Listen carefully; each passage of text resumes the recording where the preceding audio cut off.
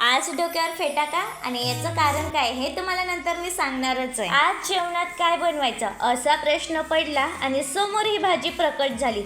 असं जर कधी झालं असतं तर किती मस्त झालं असतं नाही, पण असं काही होऊ शकत नाही। शेवटी किती केलं तरी आपल्यालाच ही भाजी आणायची आणि आपल्यालाच बनवायची। आता जादूची छडी फिरेल आणि आपली कामं पटापट होतील असं काही तर होणार नाहीये, त्यासाठी आपल्यालाच पटापट कामं करावी लागणार आहे। आज मी भरलेली वांगी बनवायचं ठरवलं होतं आणि त्यासाठीच हा शेंगदाण्याचा कूट बनवून घेतला होता आणि शेंगदाण्याच्या कूटमध्ये दररोजच्या जेवणात जे मसाले वापरतो तेच मसाले मी वापरले। त्यानंतर मी शेंगदाण्याचं कूट व्यवस्थित सगळं मिक्स करून घेतलं आणि वांगे कट करून त्या वांग्यांमध्ये हे शेंगदाण्याचं कूट मी भरून घेतलं आणि इकडे मनाची भलतीच मस्ती सुरू होती। त्या दोरीसोबत त्याला खेळायला एवढी काय मजा येत होती। नंतर ती दोरी घेऊन तो घरात गेला, त्याला घरात काय करमेना, दोरी घेऊन परत मुलांसोबत खेळायला बाहेर आला। आणि हा व्हिडिओ शिवजयंतीच्या दिवशीचा आहे। त्या दिवशी आमच्याकडे असं काही वातावरण होतं। आता शिवजयंतीच्या दिवशी लगेच हा व्हिडिओ तुमच्यासोबत शेअर करू शकले नाही आणि माझे शिवजयंतीचा कार्यक्रम होता म्हणून तिकडेच कार्यक्रमाला गेले होते आणि तिकडे येताना फेटा बांधून आलेत। हे फेटा बांधून आलेत म्हणून मुलांना काय तो आनंद झाला।